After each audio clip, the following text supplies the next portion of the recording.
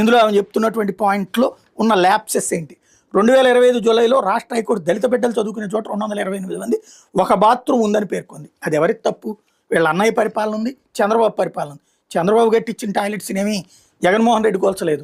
వీళ్ళ నాన్న పరిపాలన ఉంది, రాజశేఖర రెడ్డి కట్టించింది ఏం చంద్రబాబు కోల్చలేదు. కాబట్టి అసలు వాటి పట్ల నిర్లక్ష్యం ప్రభుత్వాల్లోనే ఉంది.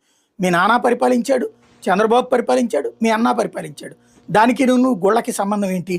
దాని మీద దృష్టి పెట్టండి అని మేము అడగడం తప్ప, దాని మీద దృష్టి పెట్టండి అని చంద్రబాబు గారిని అడగాల, లేదంటే అవసరమైతే ఎస్సీ ఎస్టీ సంక్షేమ శాఖ దగ్గర ధర్నా చేయాలా, ఆందోళన చేసి గుళ్ళు కట్టమని అడగాల. అది అడగడానికి నువ్వు తిరుమల తిరుపతి దేవస్థానం నిధులతో కట్టే గుళ్ళకేంటి సంబంధం? అది కూడా తిరుమల తిరుపతి దేవస్థానం నిధుల్లోంచి కూడా కట్టట్లేదు. దానికోసం ప్రత్యేకంగా శ్రీవాణి అని ఒక ట్రస్ట్ పెట్టి ఇలా గుళ్ళు కట్టడానికి డబ్బులు కావాలి అని చెప్పి అడిగి 10,500 రూపాయలు తీసుకుని 500 ఏమో తిరుమల తిరుపతి దేవస్థానం బ్రేక్ దర్శనానికి పెట్టి 5,000 రూపాయలు ఇక్కడ ఇస్తున్నటువంటి పరిస్థితి. అది కూడా తెలియనటువంటి అపరిపక్వతలో ఆ ఉన్నదన్నది అర్థమవుతుంది.